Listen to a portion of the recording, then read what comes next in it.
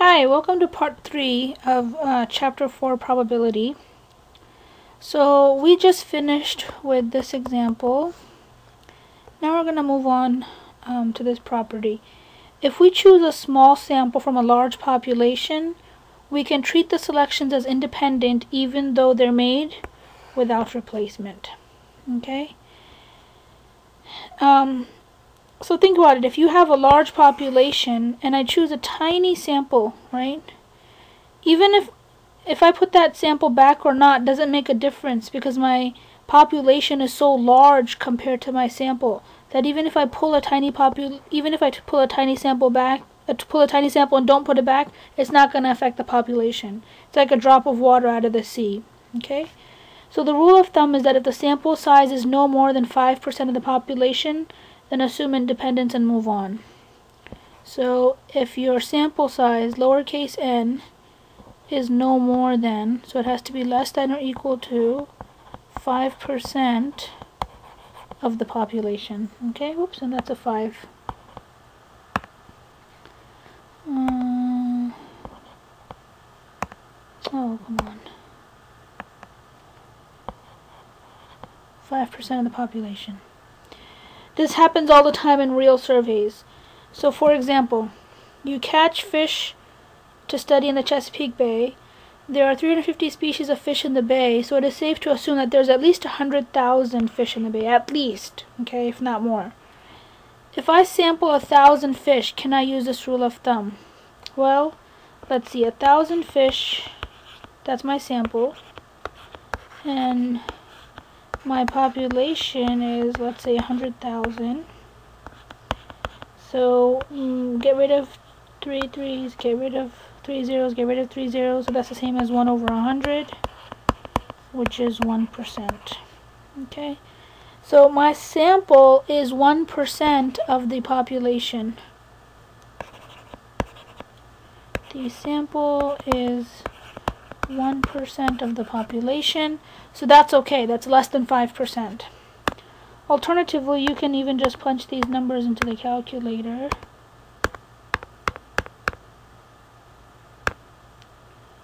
And you get 1%. Okay. Let's move on and talk about conditional probability. So conditional probability is denoted the probability of B given A, so this bar stands for given. Okay. Assume A has already happened. Now we want to know what's the probability of B happening. Okay. So the way we figure that out, the probability of B given A is the probability. Oops, let me. Oh, it's not erasing. All right, there we go. So the probability of B given A. I'm sorry, my pen is having serious issues today.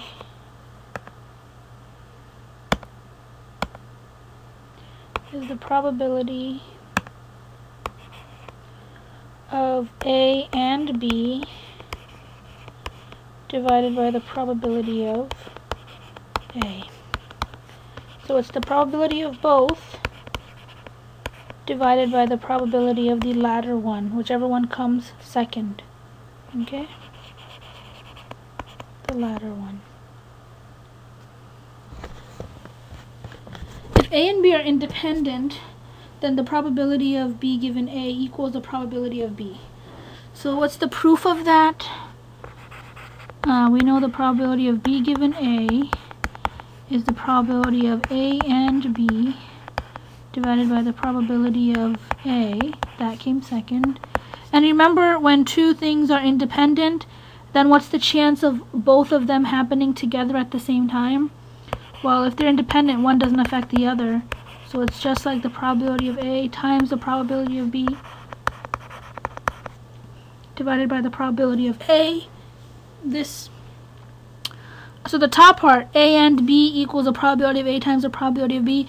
That's from, I think, part 1 of the videos. These two cancel out. And we are left with the probability of B. Okay?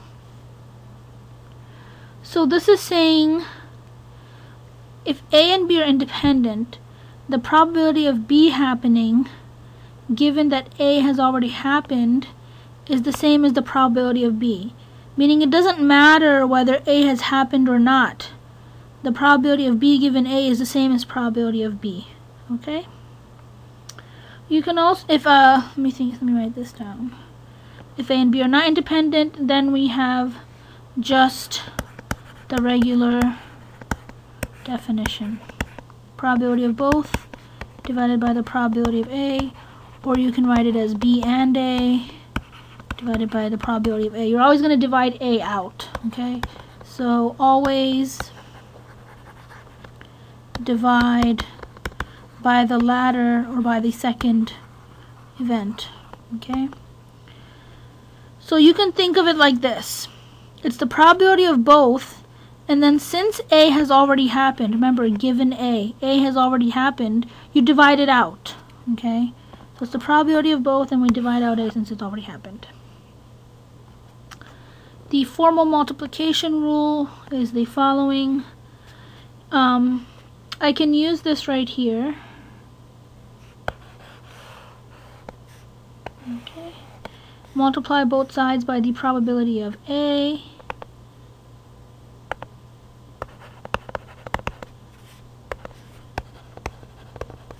This cancels out. And then I'm left with the probability of A and B equals the probability of B given A times the probability of A. Okay? And if A and B are independent, then the probability of A and, probability of A and B given A, when they're independent, B given A equals B from up here. So that's the probability of B times the probability of A, which we've seen before. Okay.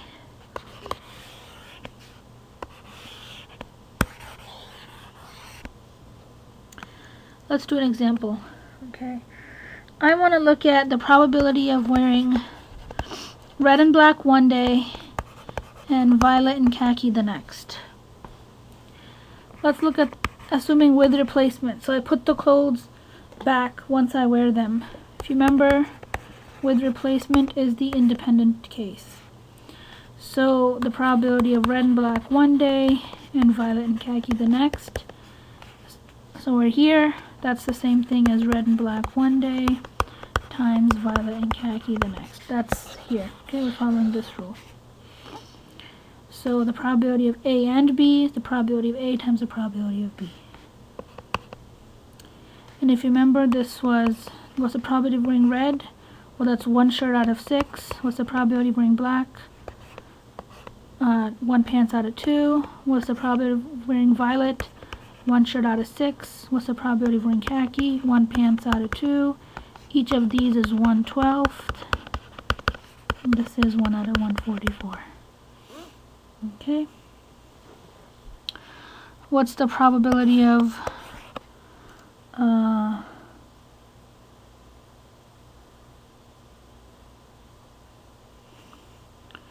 what's the probability of wearing red and black one day and violet and khaki the next? Now I'm assuming without replacement.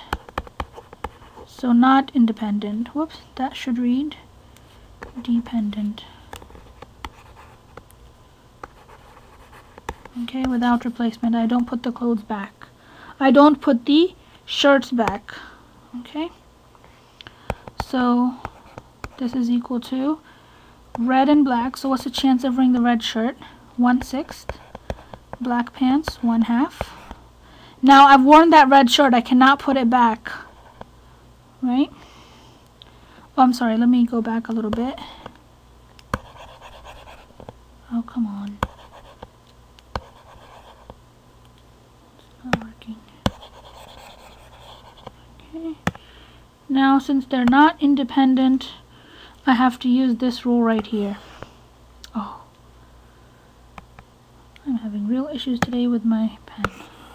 I have to use this rule here since they are not independent.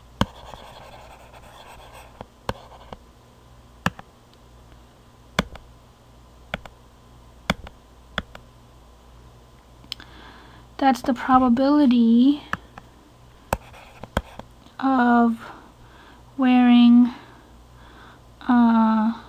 violet and khaki given I wore red and black times the probability of wearing red and black. Okay. Well, if I already wore red and black, what's the probability of wearing violet and khaki? There's a 1 in 5 chance of wearing a violet shirt. Since I already wore the red shirt, I can't put it back. I cannot put it back, so I only have 5 shirts to choose from. The pants I do put back, so that's 1/2. Okay, that's the first one. And then what's the chance of wearing red and black? Well, remember originally I had 6 shirts to choose from, and still 2 pants. That's 1/10 times 1/12, which gives me 1 out of 120, like we saw before. Okay. Let's go back to our drug testing example. Select a person at random. What's the probability that the person tested positive given that they use marijuana? So that is the probability of positive and use. So the probability of both divided by the probability of the latter.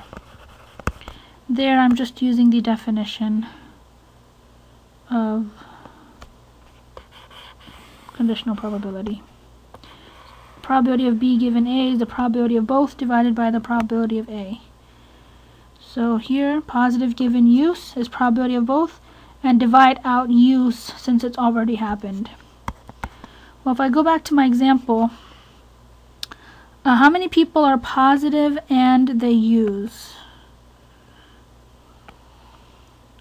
Positive and use, 119. And how many people just use? 122. Okay.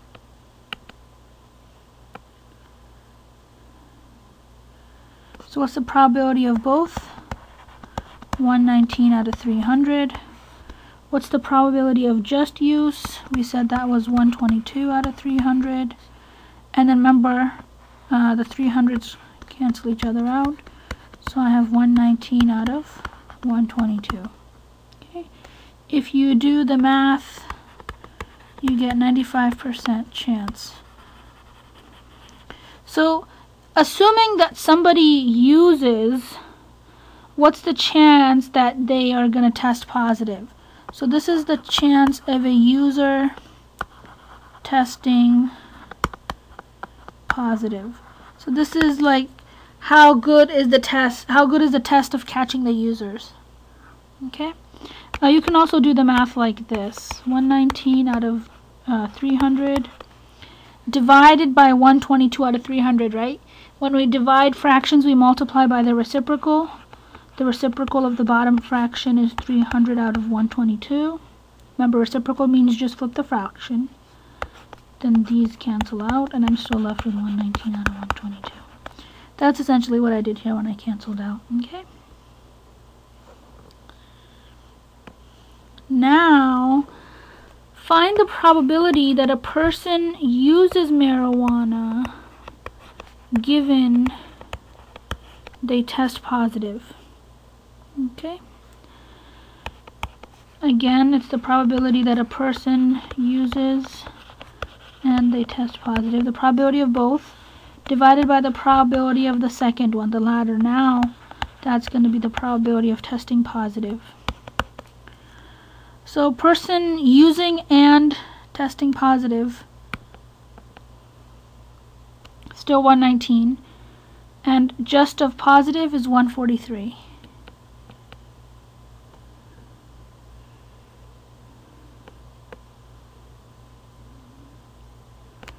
So 119 out of 300 divided by 143 out of 300, and that is 119 out of 143. Again, if you plug this into the calculator, you get an 83.2% chance. So given somebody tests positive, what is the chance that they are actually a marijuana user? Okay, there's an 83.2% chance of that. So this is the chance of a positive test actually being a user. Okay. So just because the test is positive, that doesn't mean 100% that the person uses. Only 83% of those positives are going to be users. The rest, so what is that? 16.8%, 100 minus 83.2, 16.8%, are going to be people that don't use. So it's possible, that's the rate of false positives. Okay. So note that these two are not the same. The probability of positive given use is not the same as probability of use given positive. And that is usually going to be the case. Probability of A given B is not the same as the probability of B given A. Okay? That is usually going to be the case. Let's look at, change colors here now. Probability of at least one. At least one and none are complements of each other. They cannot happen at the same time. If you have at least one, it means you don't have none. And if you have none, it means you don't have at least one. Okay, at least one means one or more. So remember the complement rule?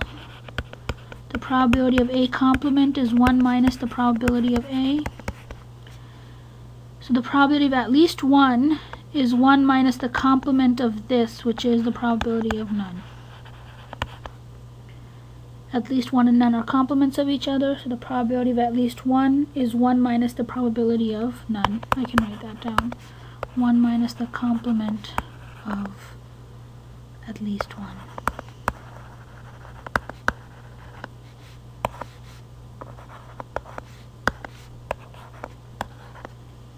Okay. Find the probability of a couple having at least one girl among 3 children. And you can assume independence among the children, right? So chance of boy or girl is the same, 50-50. And if a couple has a girl the first time, that's independent of the second child, or the second child is independent of the first, the third is independent of the second, and so on. Okay? I want to know the probability of at least one girl.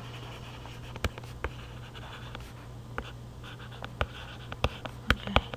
So let me use the complement rule. That's 1 minus the probability of probability of at least one is 1 minus the probability of none. At least one girl, the complement is no girls. What's the chance of having no girls? Well, think about this for a second. Among 3 children, right?